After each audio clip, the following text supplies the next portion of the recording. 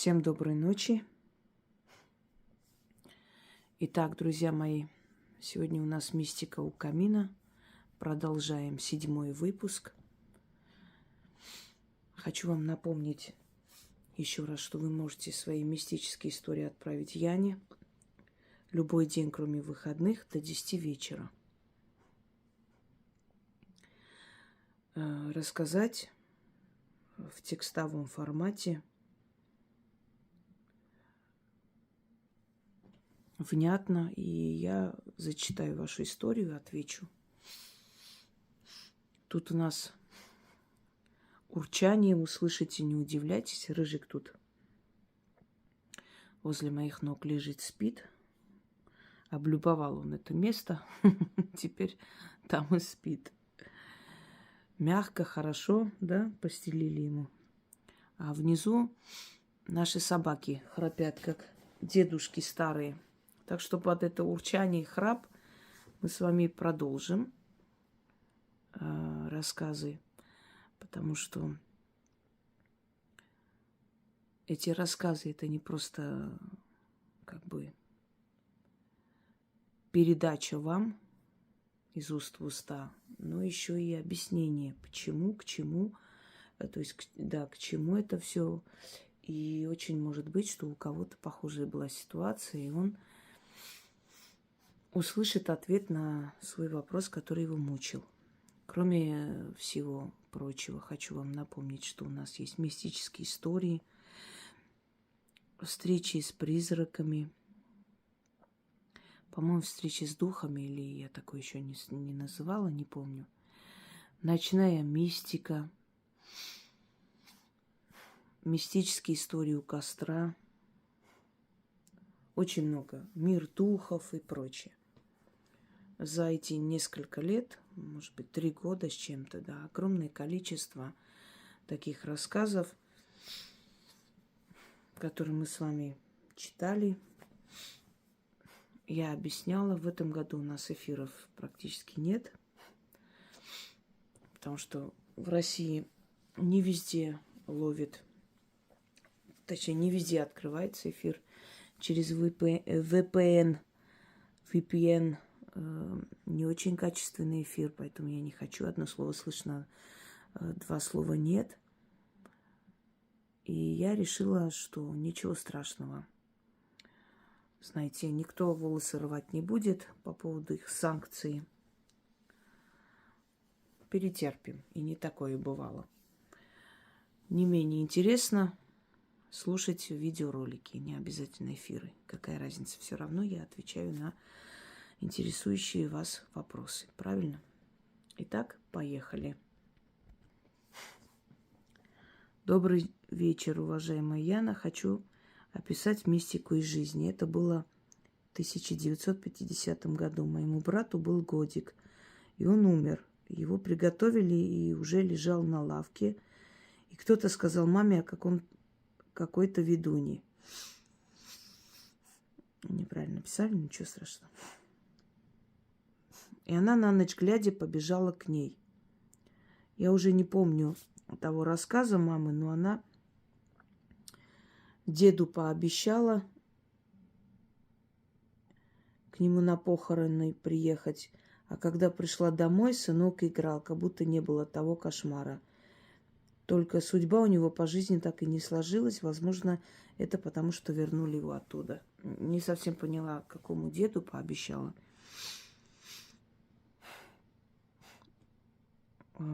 К ведуне или к ведуну, наверное, побежала. Ну, хорошо, к ведуну, может быть.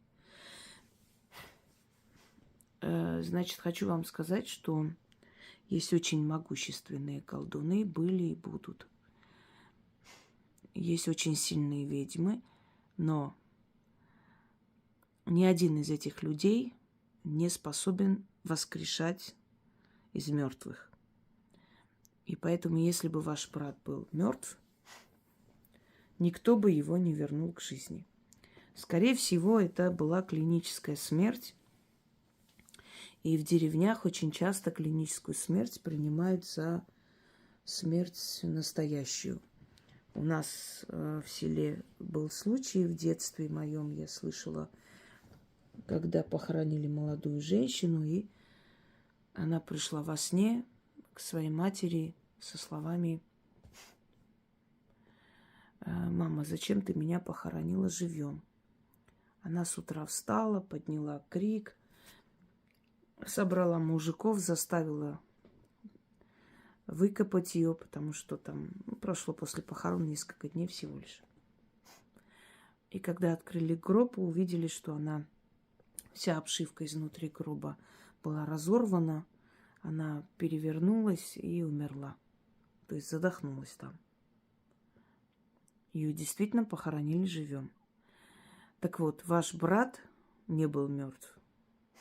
Никогда никому такое не говорите, что он был мертв, и его воскресили, что вернул к жизни ведун. Он не мог бы его вернуть к жизни никак.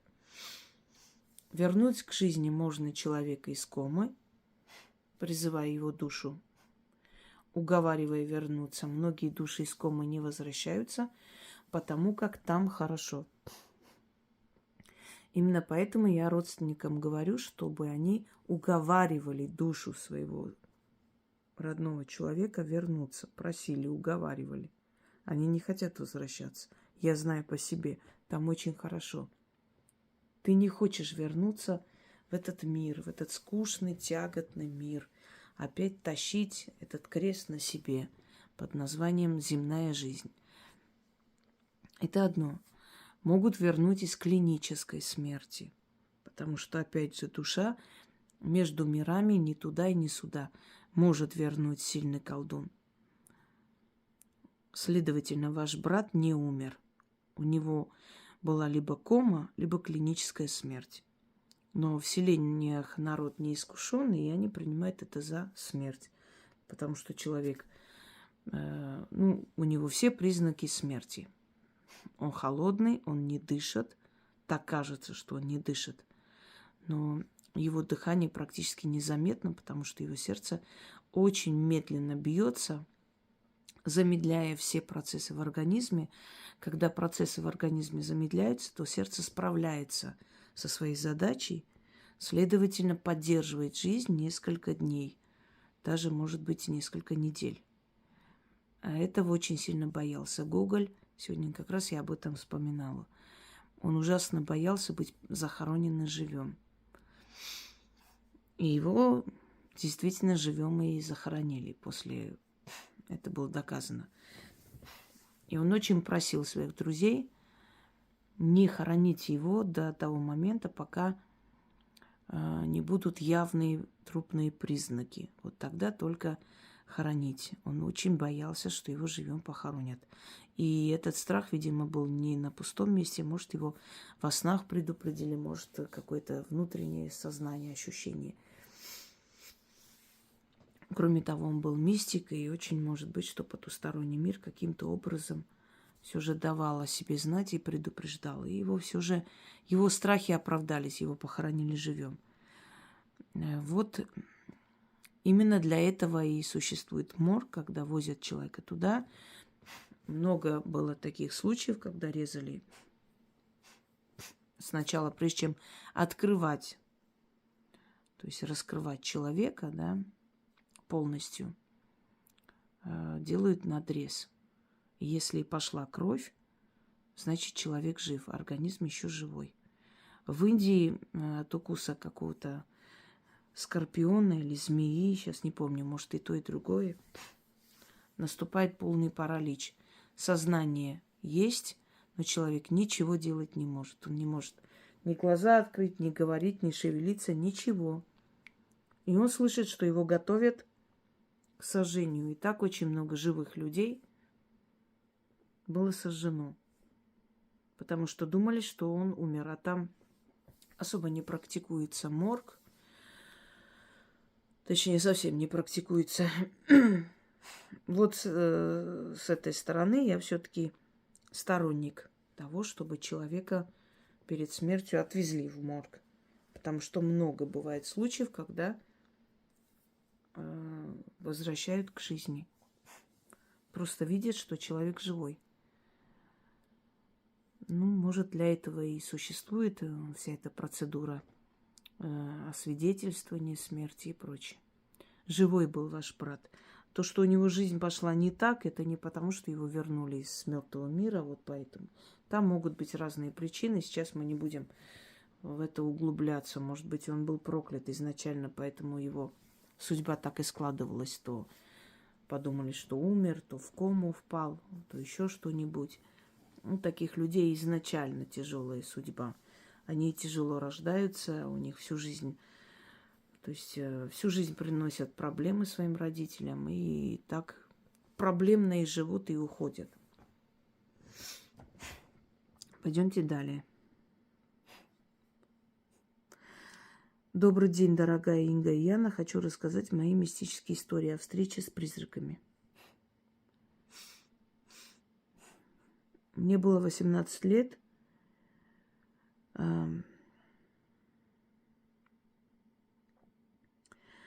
Я спала в комнате. Сейчас, секунду.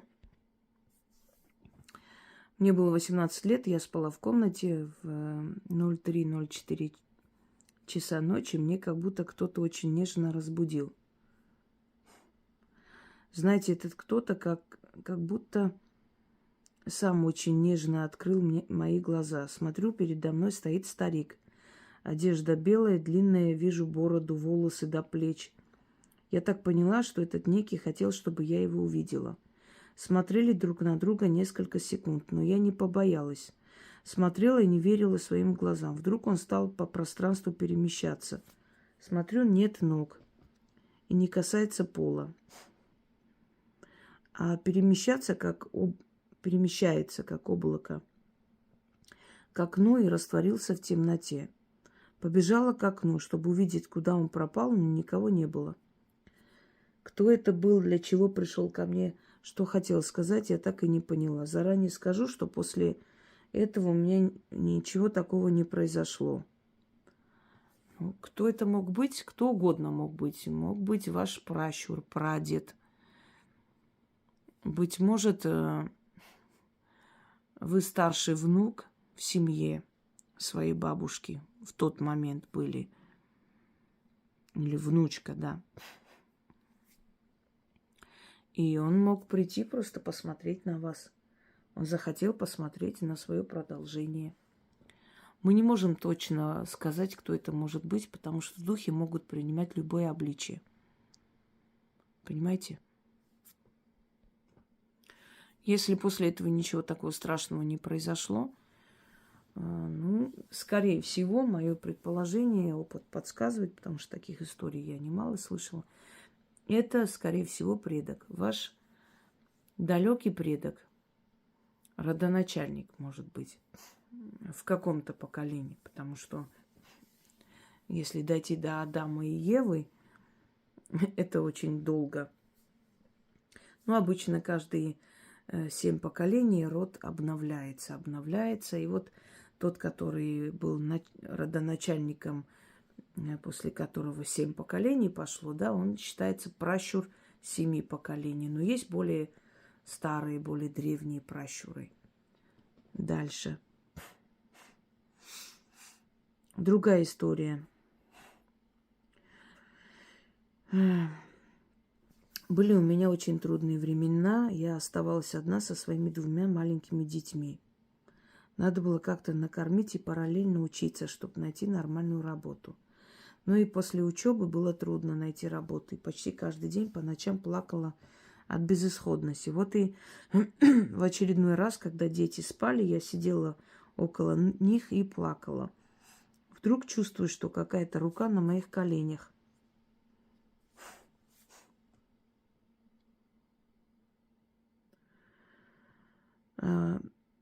Инга, дорогая, как с другом сидишь и рассказываешь о своих трудностях, и вдруг рукой по спине по-дружески хлопает, как бы все будет хорошо, не переживай. Вот так я почувствовала на моих коленях. Я сначала удивилась, потому что дети спали, я одна. Не растерялась и спрашиваю, кто ты, хочу увидеть тебя. Что ты хотел мне сказать? Но бесполезно. Знаете, что было интересно? Некоторое время назад я писала письмо, чтобы приняли на работу, и не было ответа. Буквально на следующий день пришло письмо, и меня приняли на работу. Дорогая Инга, мне очень хотелось бы узнать, кто это был. Ведь мы издалека, вы издалека все видите, чувствуете. Может, это моя бабушка была, или хотелось бы узнать, силен ли мой род. Неправильно писал человек, но я исправляю. Если род не такой сильный, могут ли помочь и предупредить? Я не думаю, что у вас не сильный род. Если вы в трудной ситуации выжили, дошли до этого дня, значит, все-таки род сильный, потому что в наше время дошли те до нашего времени, у кого сильный род. Остальные тысячелетия назад, 100 лет назад полностью исчезли. Это первое. Второе. У меня была такая ситуация в жизни, когда точно такое же отчаяние, безысходность. Мне только похлопали по спине. Вот так вот, по-дружески. Тоже было очень тяжелое время. Мне тоже так похлопали по спине, и через некоторое время этот вопрос решился. Это ваш хранитель. Это сила, которая смотрит на ваши страдания, но не имеет права вмешиваться до поры до времени. Вот как операторы, которые снимают дикую природу, говорят, что мы не имеем права вмешиваться, мы можем только снимать. Хотя при желании могут помочь. Ну, я не понимаю этого, конечно. Ну, для них сюжет важнее. Неважно. Вот то же самое делает и ваш хранитель, дух, которого отправили вам помогать и спасать. Он не имеет права вмешиваться до поры до времени, пока вы определенные испытания не пройдете. И когда уже подходит момент, что это испытание пройдено, теперь можно вам помочь, он мог вас успокоить, дать знать о том, что вы не одни, и что он присутствует в вашей жизни, и скоро все будет хорошо. И, собственно, вы говорите, что так и случилось. Еще одна история. Я спала и вдруг чувствую, что кто-то гладит мои волосы. Сначала подумала, что это моя дочка, и громко сказала: не мешай спать, завтра на работу должна пойти, надо спать. Но чувствую в полусне, что еще гладят волосы. Открыла глаза, а рядом никого нет. Ночь, и я одна в комнате. Может, это был домовой или родная душа. Это мог быть кто угодно. Опять же, мы не можем гадать сейчас, вот кто это мог быть. Может быть, домовой, может еще. Добрый дух. Кто бы это ни был, это добрый дух. Но чаще всего это бывает домовой. Слыхали, когда у коней, например, дворовой плетет косы? Некоторые говорят, что это ласка, которая лазит по лошадям и плетет им косы. Но вы знаете, одно дело так, скажем, мешать волосы, да, и создать некое такое ощущение плетенной косы. Другое дело, когда это все заплетено, еще как резинкой, чем-то таким внизу закреплено. Ласка не догадается. Просто все как бы валят на ласку, но этот зверек в некоторых районах вообще не обитает. А лошади бывают причесанные, у некоторых косычка. Домовой иногда перемешивает, то есть лохматит волосы во сне, иногда гладит. Если гладит, это к добру. Если лохматит, значит, говорит, что кто-то пытается что-то делать или начитывает, путает вашу жизнь. Понимаете? Ну, это мог быть кто угодно, но, судя по моему опыту, чаще всего это домовой. Вы понравились ему. Значит, вы хорошая хозяйка. Значит, у вас все чисто, убрано.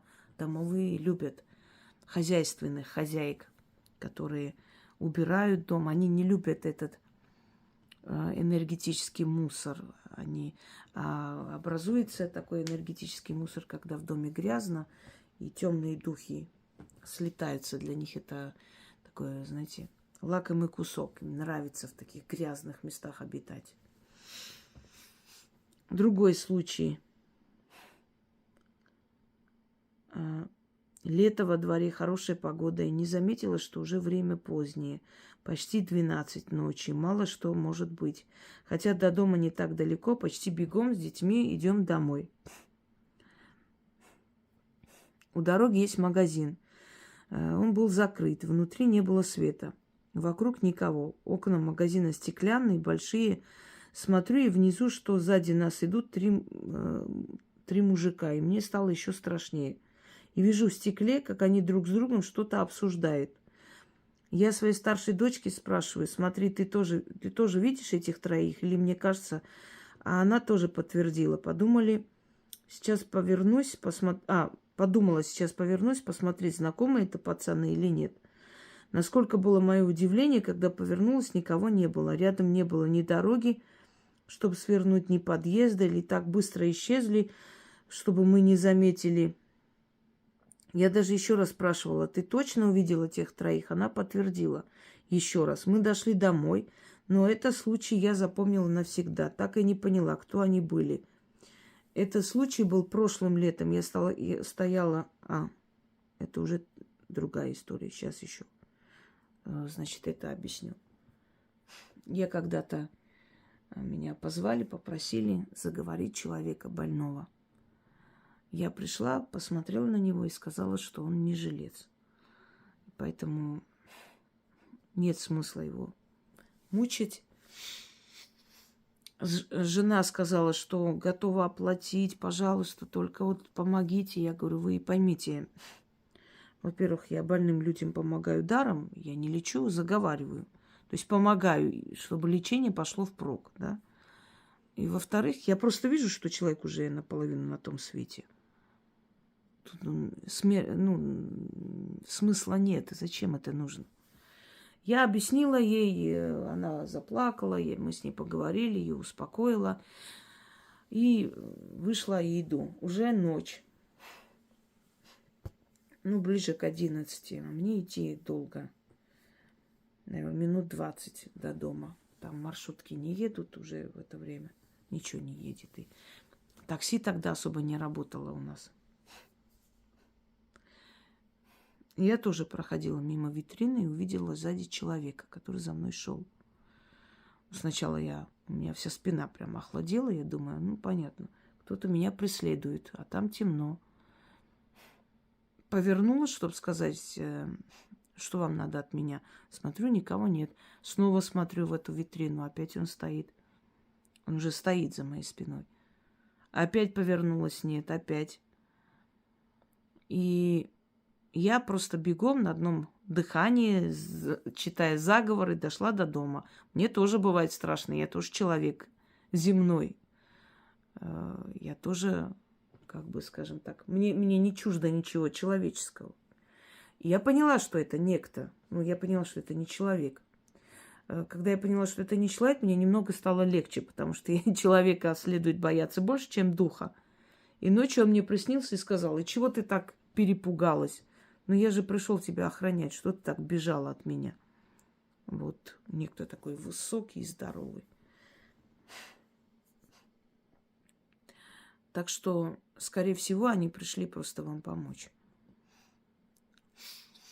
Они показались, а потом исчезли, когда увидели, что вы испугались. Они просто люди не всегда понимают, не иногда, а чаще всего боятся этого, вместо того, чтобы анализировать и понять, а зачем? Вы же сказали, я боялась. Со мной были дети. Вот вас было 3, наверное, да, с детьми? 2 детей и вы. И каждого из вас кто-то охранял. Вот вы и увидели 3 мужчин. Ваших хранителей, каждого из вас.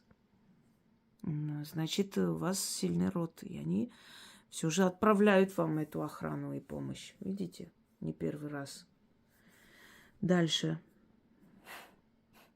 А этот случай был прошлым летом. Я стояла на узкой дороге. Рядом росли деревья. Было тепло, не было ветра.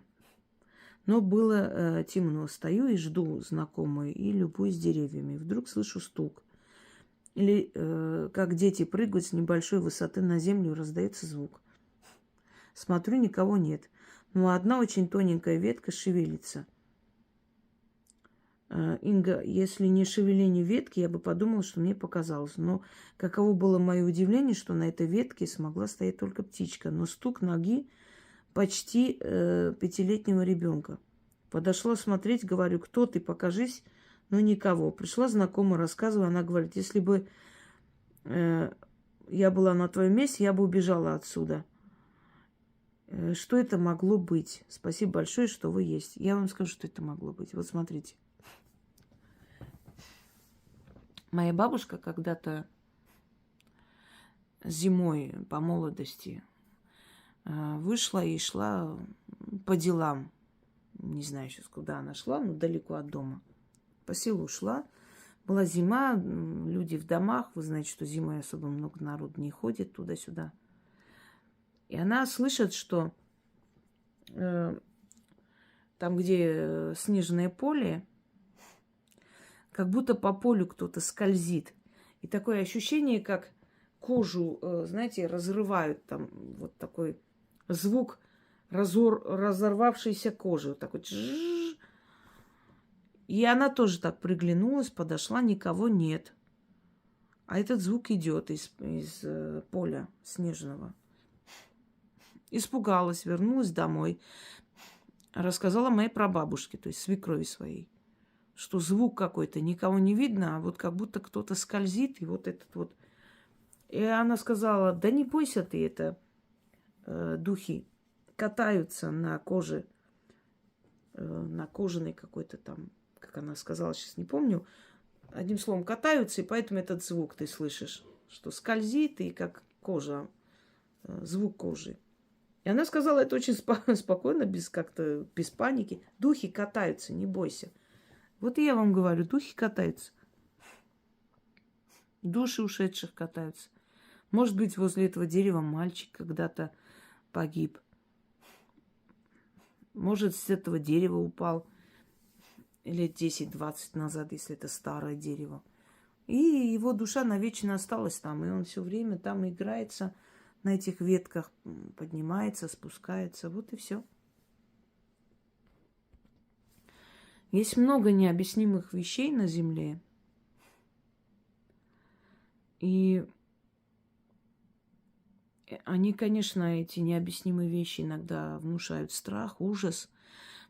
Но когда вы не знаете, как это объяснить, просто воспринимайте спокойно, проходите мимо. Ведь они живут рядом с нами и в пространстве, так же, как и мы. Имеют такое же право жить в мироздании, как и мы. Кто сказал, что это наша собственность? Здесь миллиарды различных существ обитают. Пойдемте далее. Здравствуйте, дорогая Яна и Инга.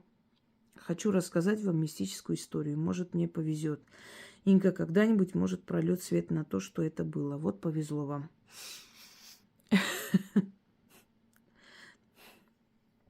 Сейчас вот после Нового года подарили ребенку много конфет. Новогодние мешочки от дедушек, бабушек. И в саду, и мужу с работы. В общем, много. Они кучей лежали на кухне. Как-то муж пришел с ночной смены. Я как бы краем уха слышу, он вроде на кухне, думаю, чай пьет. Пойду спрошу, как он, что на работе. Пока собиралась, видимо, много времени прошло, он лег спать, а мне захотелось пить. Иду, смотрю, он не стал нас с ребенком будить, лег в дальней комнате. Я посмотрела, спит, храпит. Ну ладно, иду на кухню попить. Смотрю, стоит на кухне муж мой, который спит в комнате сейчас. Стоит и не то, что что-то ест, а просто уничтожает конфеты. Ё-моё, ест, на меня смотрит, полный рот конфет и улыбается. Я в ужасе, просто страх, ужас. Растерялась, дыхание перехватило. Я просто спиной пошла обратно к нему, лицом. Боюсь отворачиваться и потихоньку обратно к кровати. Говорить и кричать не могу. Просто в мыслях было: не подходи, не трогай меня. Я, значит, иду, он за мной. Самое ужасное было то, что, проходя мимо комнаты, где спал муж, самое ужасное было, проходя мимо комнаты, где спал муж, видеть их обоих. Это да, это страшно жуткое состояние. видеть их обоих. А тут улыбается, просто за мной идет. Я зашла в комнату, где спала в кровати, и тот дальше не пошел. Постоял, улыбнулся, зашел к мужу. То есть разошлись по комнатам. Я кое-как дождалась, когда рассвет, бегом к мужу захожу. С ним все в порядке. Но что это было и зачем? Конфеты проверили? Кто-то действительно их съел или просто вы увидели это видение? Это нехорошо. Это вы увидели доппельгангера, его двойника. Двойник приходит в этот мир, чтобы обменяться местами. Он приходит в этот мир, и тот, кого он представляет, изображает, уйдет. Вашего мужа надо отчитать. Это некий призрак, его двойник. И когда люди видят, неважно в каких обстоятельствах, могут на улице увидеть, поздороваться, а человек не реагирует. Приходит на работу, а он на работе. Как, ты же только что там был? Не было меня там, я тут сижу. И все смотрят на тебя как-то странно. Да нет, я сейчас проходила, ты же не поздоровался, это был ты. Да не я. А у тебя есть брат-близнец? Нету. Но ты был, вот твои вещи, твоя сумка, не было меня. И через несколько дней этот человек умирает. Звонят, говорят, вот сердцем стало плохо и так далее. Я вам рассказывала историю, когда у нас одна гулёна допрыгалась. Приезжал муж, привозил ее все в общежитие, оставлял. У нас общежитие было очень строгое. Там женщина у нас когда-то работала надзирательницей лагеря, никого не пускала после 9 вечера. Но она с ней как-то договорилась. И каждый день шла на свидание к одному, ко второму. У нас внизу был гостиница «Турист». Сейчас убрали и сделали там набережные красиво, прям возле подножия Мамаева кургана в Волгограде. И когда поднимаешься на Мамаев курган, тогда еще не было этого храма всех святых, сейчас сделали. А парк был, и сейчас есть лес, лесопарковая зона. И она пошла на свидание. А мне как-то не очень, не по себе. Я ее отговариваю, да ничего не будет. И мало того, что это аморально изменять мужу, так она еще идет ночью, непонятно кому. И она вернулась в ужасе и сказала, что она подошла к парку, уже идет, и увидела саму себя, которая стояла возле дороги, смотрела на нее. Только у нее были черная одежда. Она смотрела на нее так внимательно. Она говорит, мне такое ощущение, как будто меня сейчас сердце остановится от ужаса. Посмотрела на нее, отвернулась и пошла прямо в лес. А эта мадам бегом обратно. Пришла вся бледная, трясется, несколько дней болела. Потом оказалось, что тот, с кем она шла навстречу, маньяк. Кстати, в Волгограде их не меньше было, чем в Ростове. Ростов прославленный, но в Волгограде тоже их очень много ловили. По крайней мере, всю мою юность, я помню, их ловили. И на этот случай этот двойник спас ей жизнь. Она просто... То есть этот двойник показал ей, что будет с ней, если она пойдет в этот лес.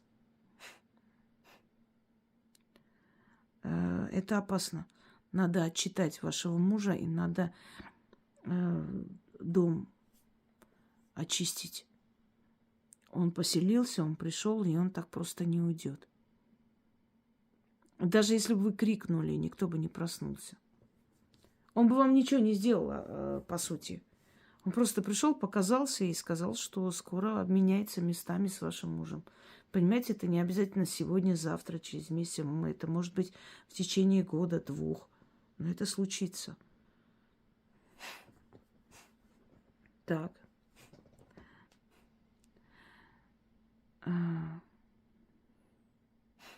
Когда такое видите, или звонят вам в дверь, смотрите, там никого нет, или стучат, никого нет, или явление в доме резко. Вы можете представить себе вот на секунду кто-нибудь, кто сейчас слышит, вот такое видеть вам? И вы же понимаете, что это трезвый, нормальный человек говорит. Не алкоголик, не наркоман, это не какие-то бредни наркотические. Это нормальный, адекватный человек такое видел. Это говорит о том, что мир под потусторонний существует, хотите вы этого или нет. Как человек, который столкнулся с этим много раз. Много раз. Я никогда бы не сказала то, чего я сама не видела и не верю. И когда такое видите, успейте сказать: вчера приходи. То есть уже ушедшим временем. Вчера. Вчера приходи. Пойдемте далее.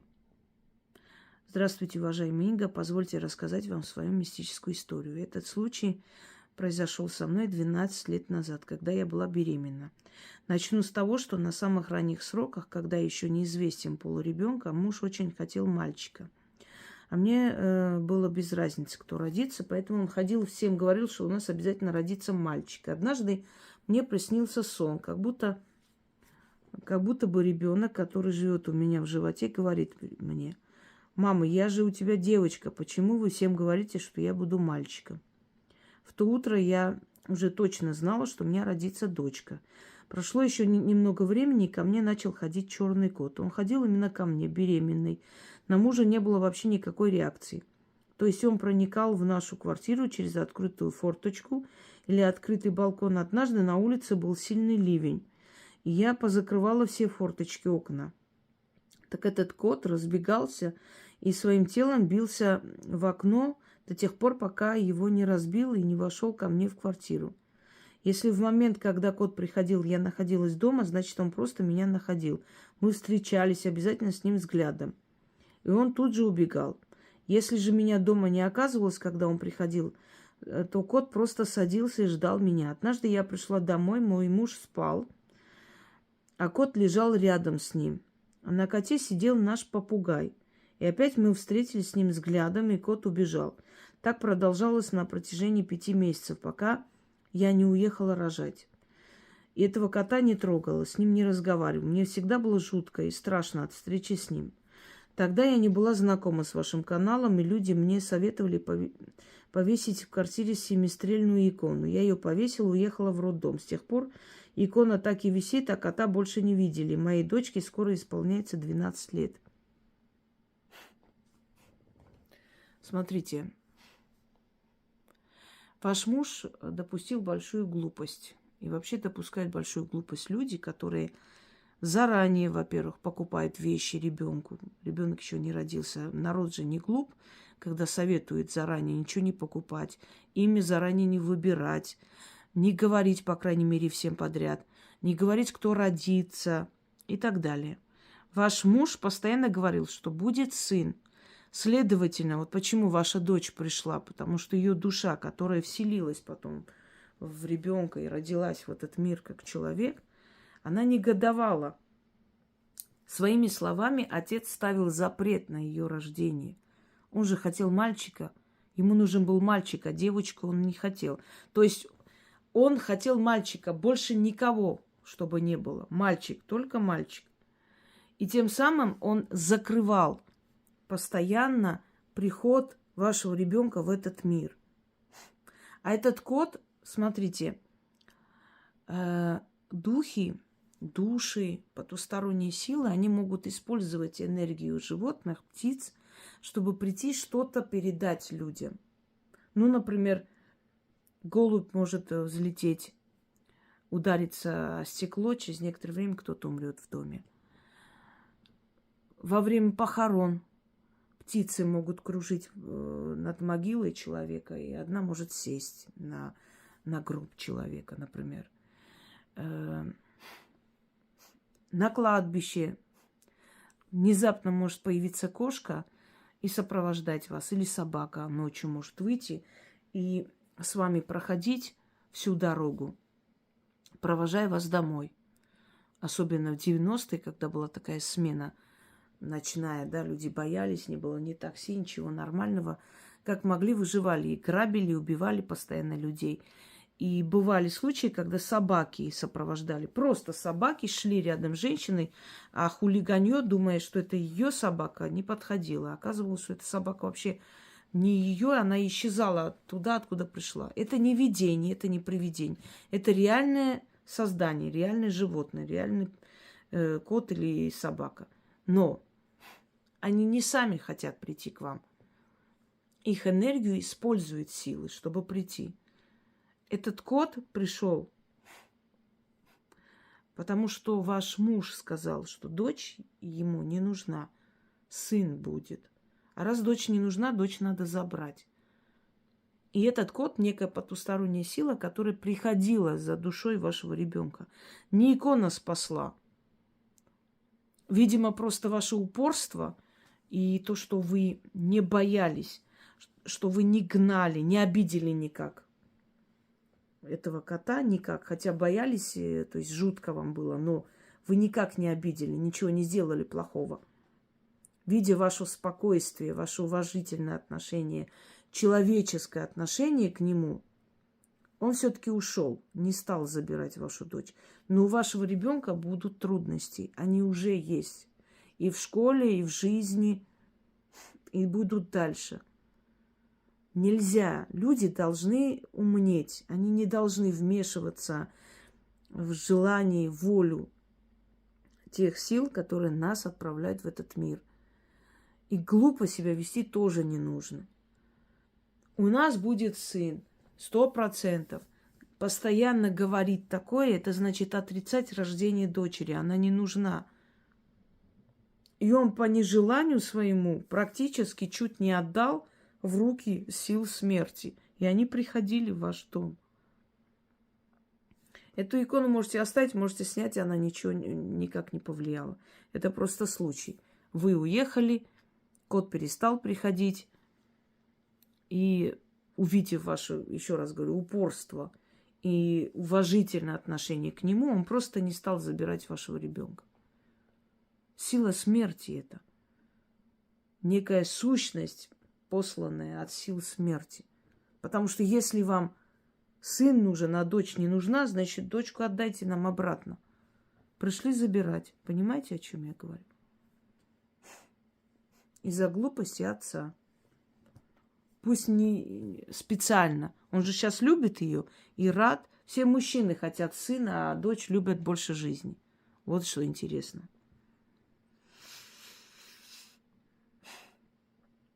Вот 12 лет ей. 13-летний рубеж очень опасен. Много читайте ей защиту. Здравствуйте, уважаемые Инга и Яна. Спасибо за интересный, весьма познавательный канал. Моя история такая. У моего супруга была бабушка, дама весьма с непростым характером. С самого начала наши с ней отношения не заладились, и несмотря на то, что за некоторые качества я ее по-своему уважала, мы с ней находились в состоянии холодной войны, периодически переходящей в активное наступление. Через некоторое время мы с супругом приобрели свой дом и переехали. С бабушкой супруга я больше не общалась. 5 лет назад она умерла. И я помогала свекрови. Вот она меня просто золото. Организовать поминки после похорон. 4 года было все спокойно. А потом бабушка начала мне сниться с завидной регулярностью. Я спрашивала у супруга со свекровью, не снится ли им бабушка. Но им не снилось ни разу. Сначала сны были хорошими, потом не очень. В последних снах бабушка плохо выглядела. Я знаю, что покойники часто снятся, чтобы их помянули. Но эта женщина в свое время столько крови мне выпила, что от снов я просто отмахивалась и жила дальше. Пока мне не приснился такой сон, что отмахнуться не получилось. Я была в каком-то очень древнем каменном храме. Было темно, и на стенах горело несколько факелов.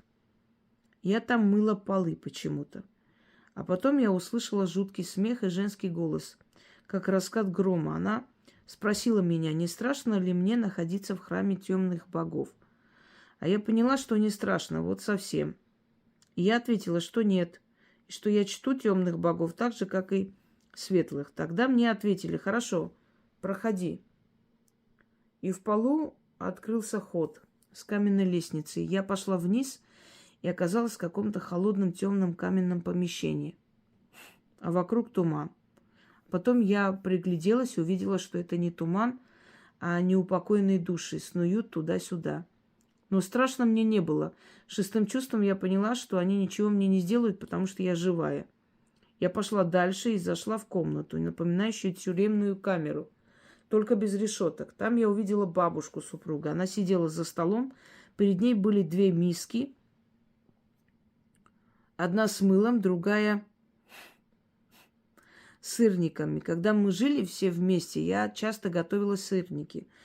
Бабушке они очень нравились. Так вот, она показала мне рукой на миску с сырниками и сказала дать ей миску с мылом.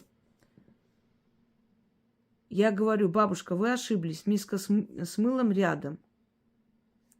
И тогда она разревелась и начала кричать, что она уже давно здесь, что хочет есть, но сколько бы ни старалась взять сырники, ей под руку всегда попадает мыло. И она думала, что хотя бы я могу ей дать эти сырники. А я вдруг осознаю, что это место является чистилищем. И это мыло для того, чтобы бабушка сначала очистила свою душу. Я начинаю ее уговаривать, чтобы она все-таки взяла мыло, чтобы очиститься. Но она опрокидывает миску с мылом и кричит, что не хочет этого делать. И я просыпаюсь. В общем, я рассказала все мужу и попросила его, чтобы он помянул бабушку, так как достала она меня уже во снах приходить. Я пожарила целую кучу сырников, муж отвез их свекрови, та раздала по соседям.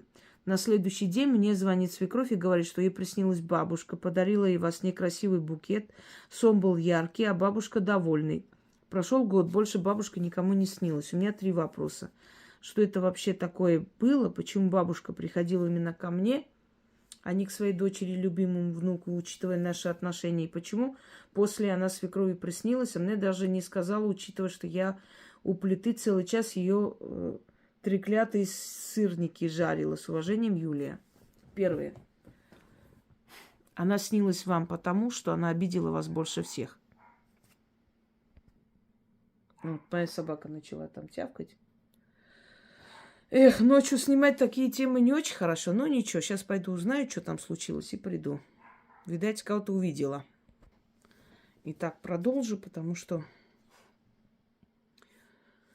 он там чего-то видит каждый раз, когда я снимаю. Немножко активность начинается в доме. И вот наш песик начинает там тявкать.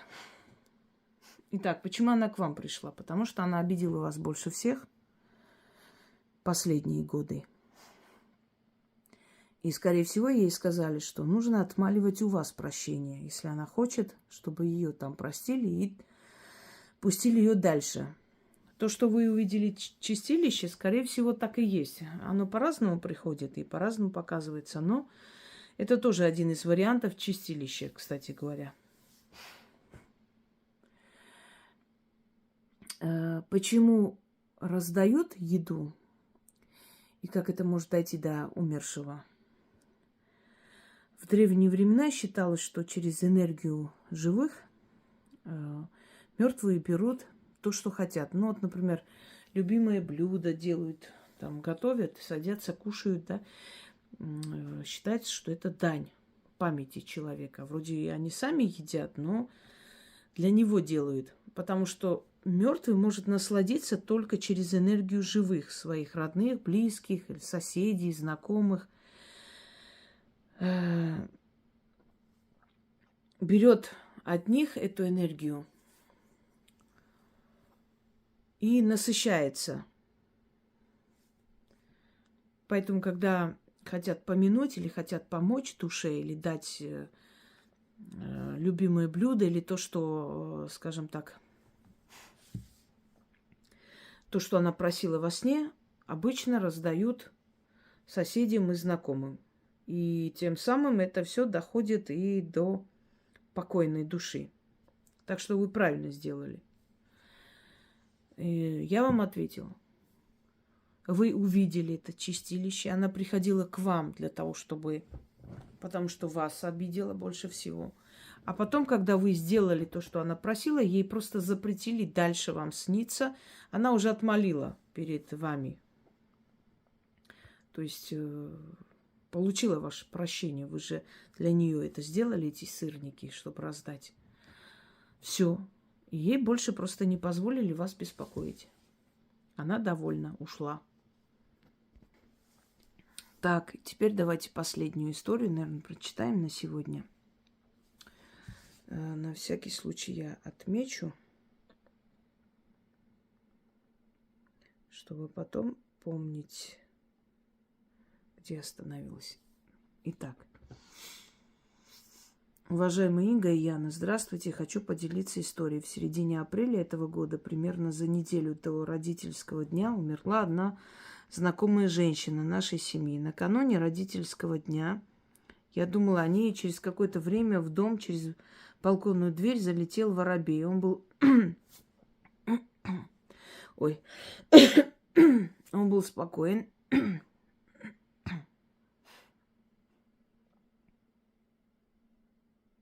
Просто летал по комнате туда-сюда. Я по незнанию начала его выгонять. Открыла двери с обеих сторон квартиры и пыталась помочь ему вылететь. Долго мне это не удавалось, но когда он все-таки вылетел, я быстро закрыла дверь, но потом заметила, что он еще пару минут бился клювом в дверь. Ой, это кофе, наверное, опять. Я вынесла хлеба, думала, может, голодный, больше я его не видела. Я старалась не придавать этому никакого значения, но в конце недели мы уехали на отдых. А когда вернулись, не смогли зайти в квартиру. Замок заклинило. Попасть в дом мы смогли только на следующий день. Спустя 2 месяца у мужа украли ключ от квартиры. А когда принесли новый, перепутали адрес получателя. Но мне удалось его найти. Через пару дней после этого я играла с ребенком на балконе, как вдруг в мою сторону полетел воробей. Задел меня по голове и улетел. Видимо, хотел залететь в квартиру, но я сидела у двери, и ему не удалось. Уважаемый Инга, скажите, есть ли в этой истории плохое предзнаменование или это совпадение? Теперь смотрите. Украли ключи вашей квартиры. Смерть этой женщины никак не связана с воробьем. Может быть, отчасти и предупреждали, что и такое может быть, но в любом случае ее смерть ничего не решала ни в лучшую, ни в худшую сторону вашей жизни, поэтому насчет нее мы сейчас не будем говорить.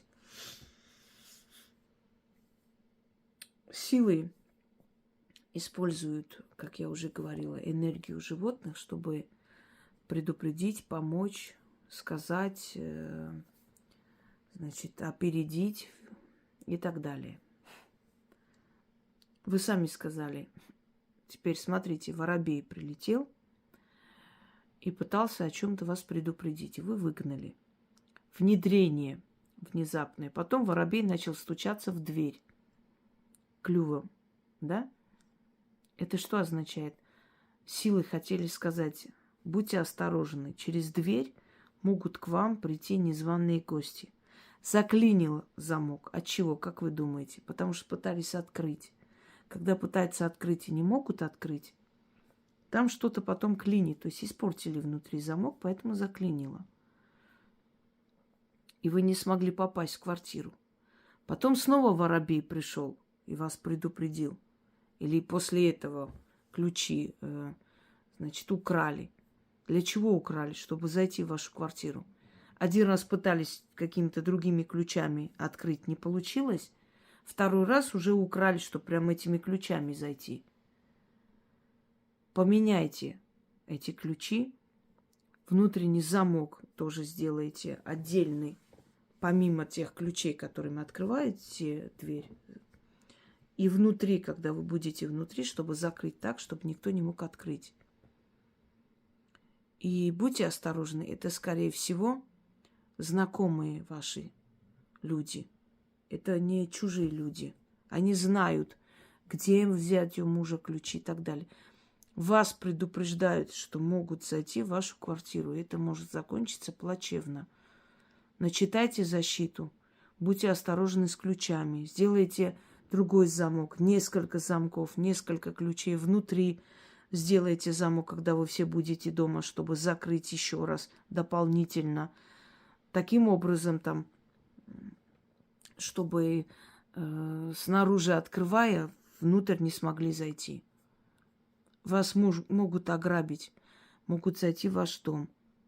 Мало ли, какие у них намерения. Вот почему приходят эти птицы вас предупреждать, что вас могут убить в вашей квартире. Тьфу-тьфу-тьфу. Теперь поняли, почему? И каждый раз, когда воробьи приходят, у вас то ключи, то заклинивает дверь, то еще что-нибудь. На вашу квартиру нацелились и хотят туда зайти. Значит, есть что ограбить. А может быть, хотят отомстить. Мало ли что. Вас предупреждают духи. Будьте осторожны. Очень осторожны. И вот позовите знающего человека. Пусть посмотрит все эти замки. И своего человека, доверенного, доверенного. И так пойдет. Объясню, почему. Чаще всего те люди, которые делают замки, на всякий случай делают и дополнительные ключи. Эти люди иногда работают с домушниками, дают им наводку. Не сразу же, через месяц могут это сделать. И вы никогда не узнаете, как это случилось. Понимаете? Очень много недобросовестных, конченых людей, которые зарабатывают свои деньги, не считаясь чужим горем. Иногда вы совершенно не подумаете на человека, а он окажется таким подонком, что не дай боги. Будьте очень осторожны. Это вам предупреждения идут с потустороннего мира. Причем конкретное предупреждение о смертельной опасности. На этом все. У нас еще есть мистические истории. Я уже вам сказала, объяснила, как их отправлять. Всем удачи, всех благ и берегите свою жизнь и своих близких в нашем непростом мире.